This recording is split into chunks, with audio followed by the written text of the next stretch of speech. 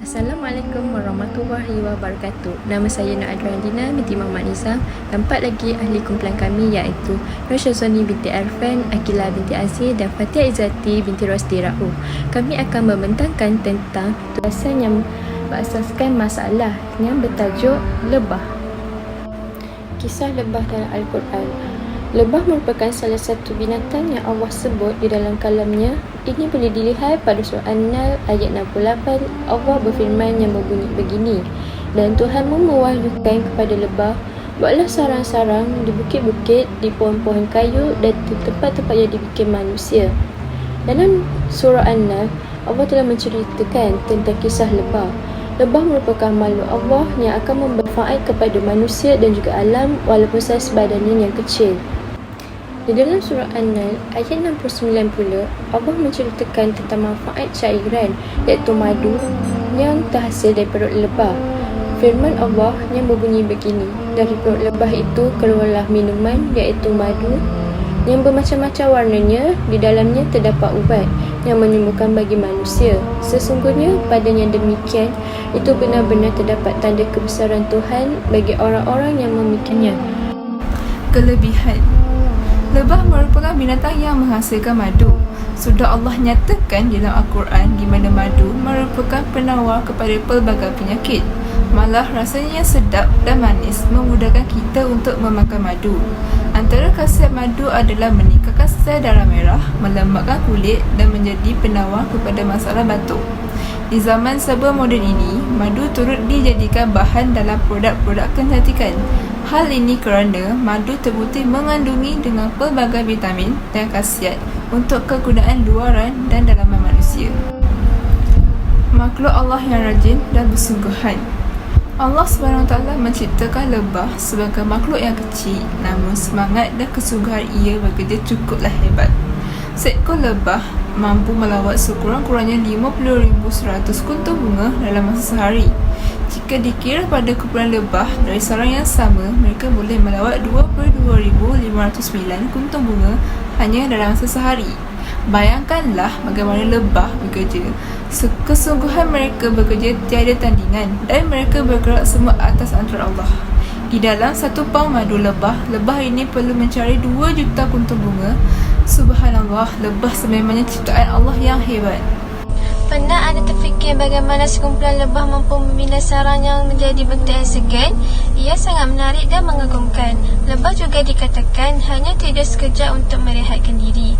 Kita sebagai manusia perlulah mengambil iktibar daripada kisah lebah ciptaan Allah yang setia, berdisiplin dan rela berkorban.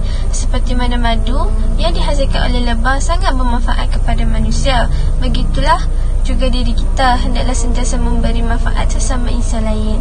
Kita disarankan menjadi insan yang baik dan tidak pernah menyakiti orang lain, seperti mana lebah yang tidak pernah merosakkan apa-apa walaupun sekadar ranting pokok. Lebah merupakan binatang yang sopan dan penuh kesantunan dalam melayani apa sahaja yang ada di sekitarnya. Setiap sesuatu yang difirmankan Allah Subhanahu Wa Taala dalam Al-Quran adalah petunjuk kepada kita untuk dijadikan panduan dan iktibar. Terdapat pepatah mengatakan, pandanglah dengan mata pandangan lebah dan melihat kebaikan di matanya, bukan seperti mata lalat yang hanya mencari kekotoran sahaja. Ungkap ini tepat kerana lebah hanya mencari bunga yang indah sahaja untuk menghasilkan madu. Kebaikan dan keburukan. Mengapakah sengatan lebah berguna? Para saintis dalam bidang perubatan mengesahkan bahawa faedah racun lebah bagi manusia cukup besar. Bahan ini dibezakan oleh sifat penyembuh khusus ini, termasuk memelihara sudut tisu tulang, normalisasi degupan jantung, tindakan analgesik, antipasmodik dan antivirus, meningkatkan jumlah serotonin, kesan yang baik pada saluran darah, menurunkan tahap kolesterol, membersihkan darah, memuncakkan fungsi sistem pencernaan, menyingkirkan mikropatogen dan pengaktifan daya ketahanan badan. Seterusnya, tanda sengatan lebah.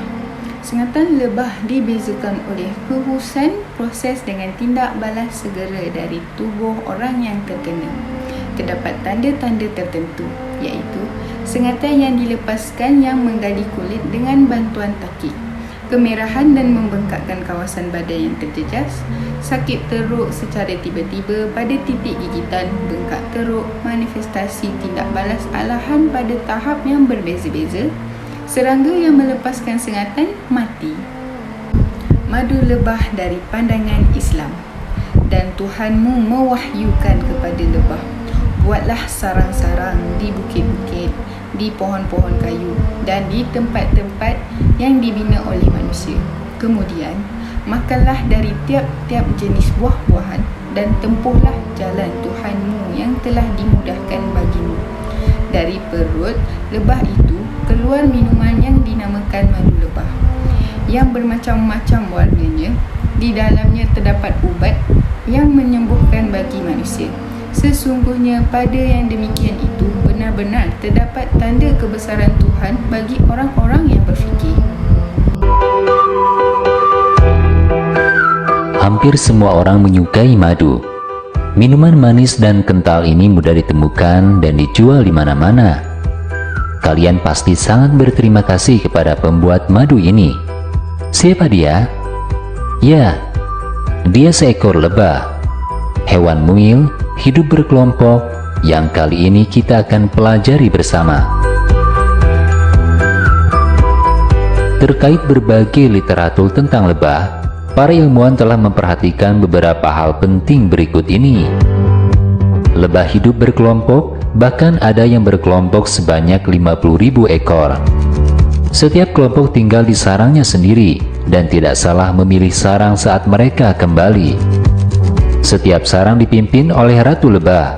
Ini adalah jenis lebah yang terbesar dan semua instruksi dijalankan oleh lebah lain. Ada lebah jantan sekitar 400-500 ekor. Ada juga lebah pekerja, jumlahnya sekitar 15.000 sampai 50.000 ekor. Ketiga jenis lebah ini selalu bekerja sama. Setiap jenis memiliki fungsinya masing-masing. Fungsi ratu adalah induk di sarang. Tugasnya bertelur guna menjaga kelangsungan hidup lebah di dalam sarang. Lebah jantan hanya memiliki satu tugas, yaitu membuahi ratu. Pada saat yang sama, lebah pekerja bertanggung jawab untuk melayani ratu, melayani lebah jantan, dan melayani seluruh penghuni sarang. Mereka bertanggung jawab untuk mengumpulkan sari bunga dari ladang atau kebun dan mengolahnya menjadi madu. Lebah memiliki cara berkomunikasi dengan lebah lainnya, yaitu gerakan tubuh. Mereka bisa menentukan jalan ke arah yang dituju, menentukan juga seberapa jauh mereka harus menempuh perjalanan untuk mendapatkan sari bunga. Sebelum lebah masuk ke sarangnya, dia akan melayang terlebih dahulu dan terbang mengitari sarang. Suhu udara di dalam sarang akan naik dengan cepat hingga mencapai titik di mana lilin meleleh. Selain itu, diilhamkan oleh Allah, lebah pekerja membangun sel-sel heksagonal atau persegi 6 di sarang lebah dengan bentuk dan teknik yang sempurna. Renungkan firman Allah Subhanahu wa Ta'ala. Tuhanmu telah mewahyukan kepada lebah, buatlah rumah di atas bukit dan di atas pohon kayu dan apa-apa yang mereka jadikan atap.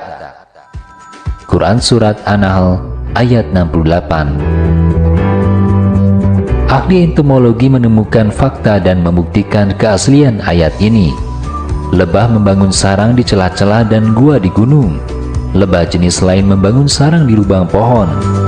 Kemudian manusia membangun sarangnya dari tanah atau kayu untuk mengumpulkan madu. Sejarah telah membuktikan bahwa lebah pertama kali membangun sarang mereka di pegunungan, kemudian di pohon dan sarang buatan.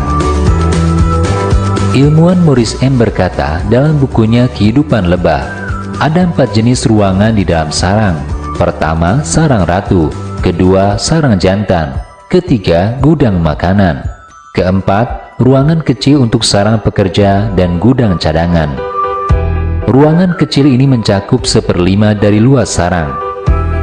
Selain itu, ada ruang-ruang yang menghubungkan satu ruangan dengan ruangan lainnya.